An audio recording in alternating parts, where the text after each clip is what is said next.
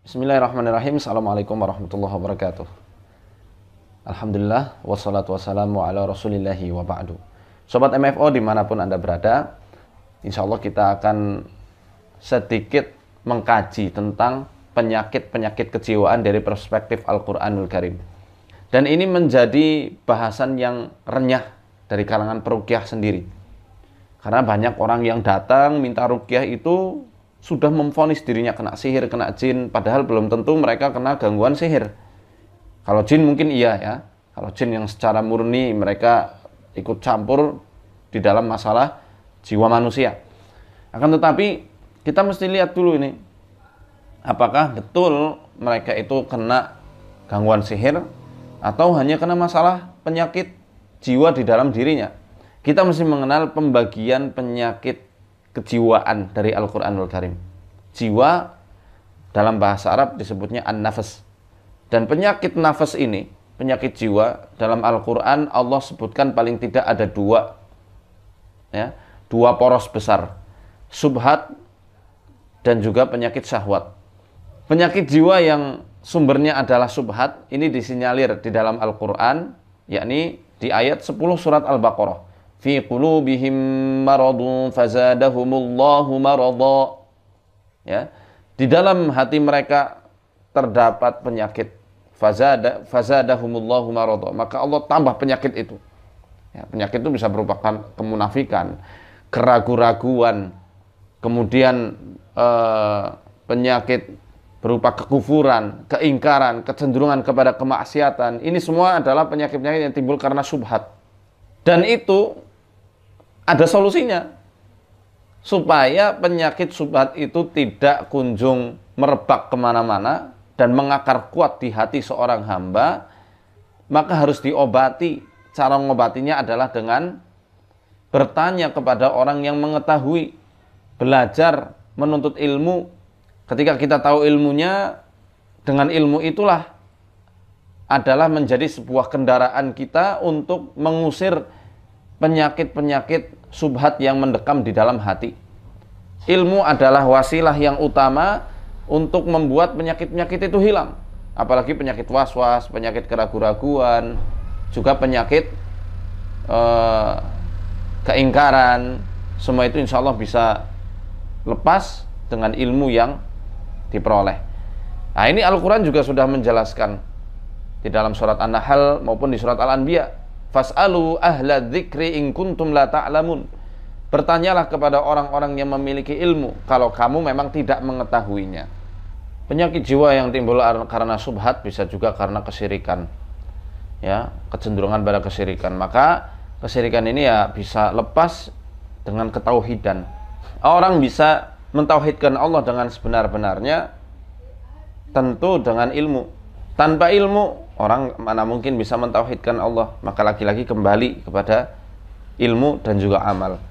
Untuk menepis penyakit-penyakit subhat di dalam hati, kadang Al-Quran juga menyuruh seseorang itu untuk piknik, untuk jalan-jalan.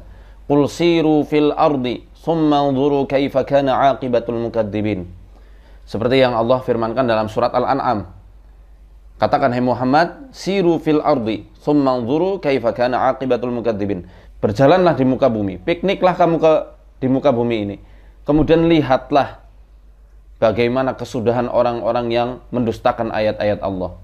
Sebelumnya di ayat awal-awal surat Al-An'am Allah sudah menjelaskan, alam yarau kam ahlakna min qablihim min qarnim makkannahum fil ardi ma lam numakkil lakum. Apakah mereka tidak melihat bagaimana kami telah menjadikan mereka, menempatkan mereka di sebuah negeri, di sebuah tempat yang tidak kami berikan kepada kalian.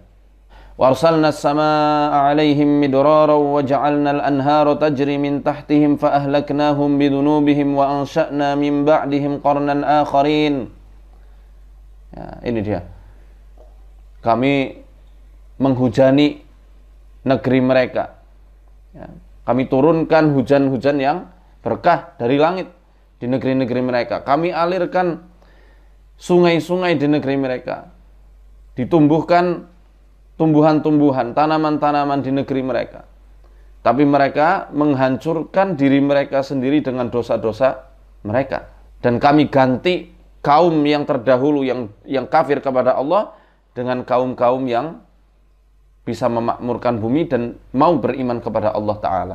Ini sebuah pelajaran bahwa untuk menerapi hati yang gersang dari keimanan sama Allah, dari keimanan kepada Allah Ta'ala, kadang-kadang seseorang harus dibawa piknik.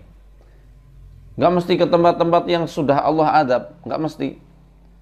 Bisa kita bawa piknik ke pegunungan, ke lautan, kemudian kita ajak untuk tadabbur betapa megahnya penciptaan langit dan bumi yang telah Allah atur sedemikian rupa.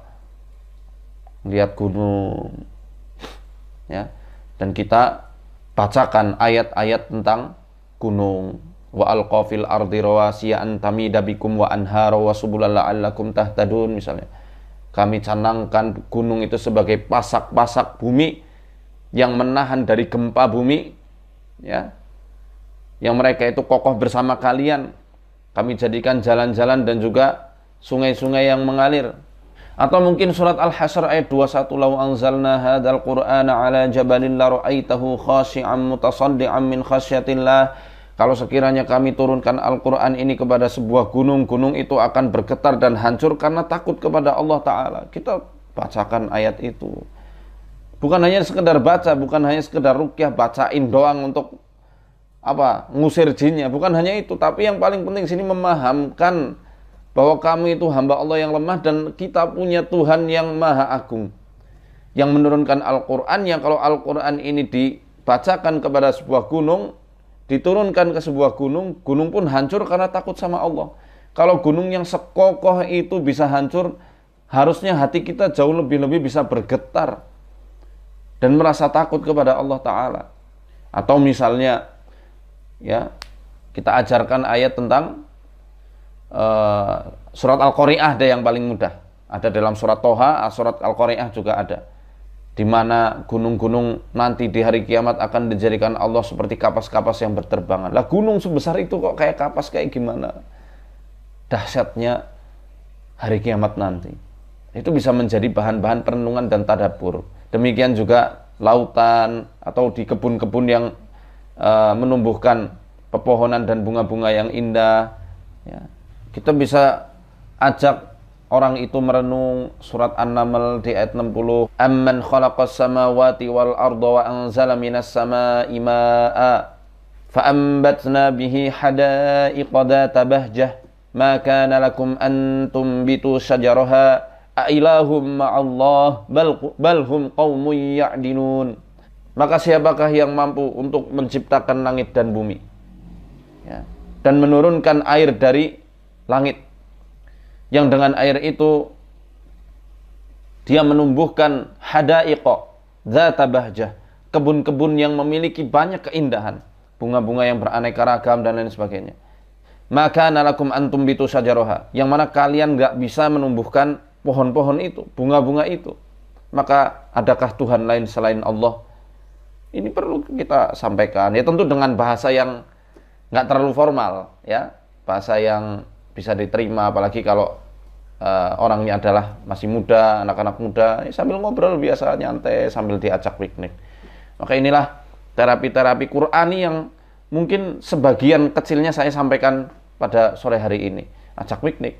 Maka kadang kalau kita terapi, ya, di video-video ruqyah, biasanya saya selalu menyarankan, ayo piknik, jenengan kurang piknik, ayo piknik, ya, untuk merilekskan hati dari kepenatan, dari penyakit-penyakit subhat, ya. Ayo belajar, karena belajar nggak mesti formal-formal begini. Belajar sambil tadabbur alam, bisa tuh seperti itu, sambil merenungi dan menyaksikan langsung keagungan penciptaan alam raya ini. Nah, yang kedua, ada penyakit syahwat. Nah, penyakit syahwat ini Allah sudah jelaskan, Allah firmankan dalam Al-Quran. Jadi ilmu nafas yang ada di Islam, khususnya yang ada dalam Al-Quran dan Sunnah, ini benar-benar ilmu yang mempelajari jiwa manusia, bahkan sampai ke tahapan roh manusia.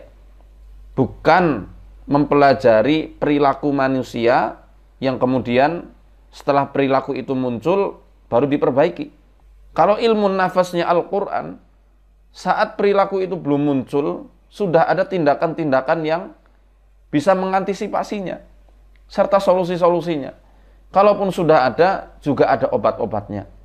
Nah, makanya hal ini disebutkan juga dalam Al-Quran, surat Al-Ahzab di ayat 32. Ya nisa'an nabi, lastunna ka ahadim minan nisa. Wahai istri-istri Nabi, kalian itu tidak seperti wanita-wanita yang lain pada umumnya. Ini taqaitunna fala takhda'na bil qawli fayatma'al ladzi fi qalbihi marad wa qulna qawlan ma'rufa. Maka kalau kalian bertakwa, maka janganlah kalian tunduk dalam berbicara sehingga berkeinginanlah orang yang ada penyakit dalam hatinya, dan ucapkanlah perkataan yang baik. Maksudnya bagi wanita-wanita jangan mendayu-dayu kalau berbicara. Jangan bermanja-manja sama laki-laki yang bukan mahramnya.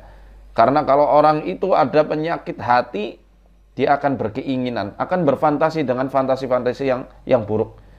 Ini adalah potensi-potensi keburukan yang Al-Quran sudah menggambarkan di dalam setiap ayat-ayatnya, bahwa jiwa manusia itu punya kecenderungan seksual seperti ini. Kalau ada sebagian orang yang memiliki penyakit syahwat berupa seperti ini, suka berfantasi, hanya dengan perkataan saja, dengan suara saja sudah bisa terangsang. Maka Al-Quran menjelaskan supaya kita menjaga diri, menutup celah-celah kerusakan tersebut dengan hal-hal yang sudah diajarkan. Seperti ini contohnya, tidak boleh bermanja-manja, menghalus-haluskan suara, melembut-lembutkan suara, atau menadakan suara, itu tidak boleh.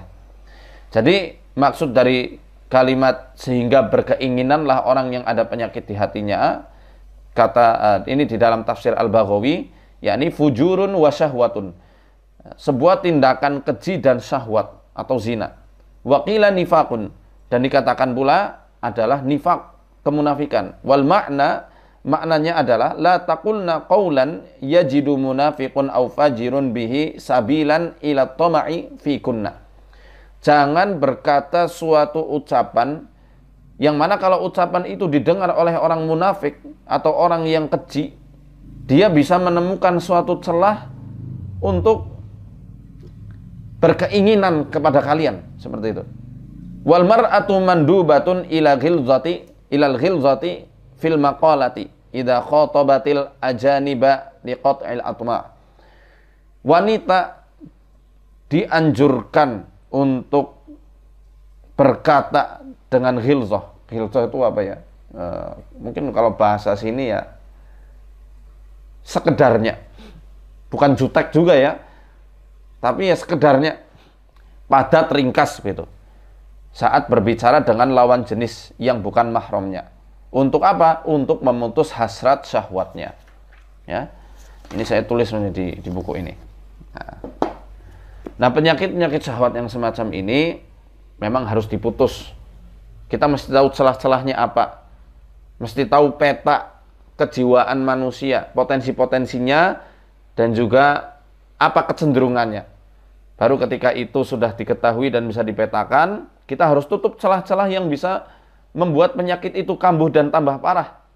Kalau kita tidak bisa memetakan, ya akan abstrak, nggak bisa kita carikan solusi yang terbaik. Maka terkadang dibutuhkan yang namanya keterbukaan, ya, konseling, ya, ngobrol secara langsung dengan terapisnya.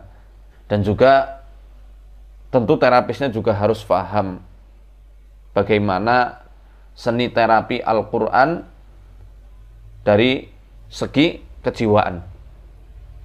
Bukan hanya dengan ruqyah iya tetap, tapi juga harus dibarengi dengan faktor-faktor terapi pendukung. Ya, kalau wujudnya syahwat, ya itu tadi, ditutup celah-celahnya, difahamkan. Karena syahwat ini kan kadang-kadang juga masuk kepada pola pikir.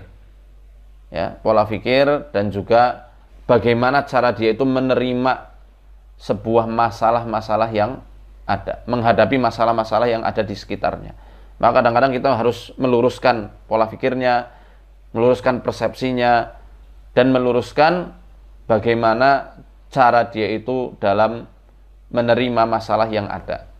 Jadi untuk memutus penyakit kejiwaan karena sebab syahwat yang itu memang menjadi potensi di dalam kalbu manusia, maka kadang-kadang Nabi SAW mengajarkan kepada si calon pelaku itu untuk merasakan dampak buruknya kalau misalnya itu terjadi pada dirinya sendiri atau keluarganya sendiri.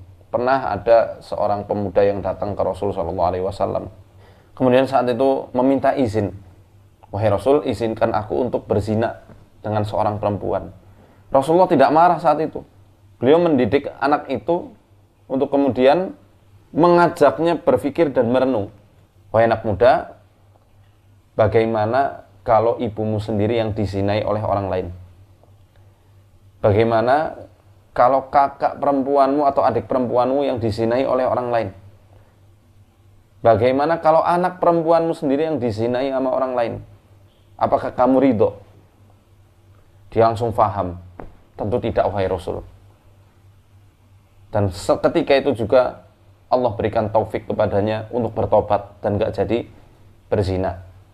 Ini pentingnya kita memahamkan dan mengangkat sisi manusianya serta mengesampingkan sisi kesadaran binatangnya.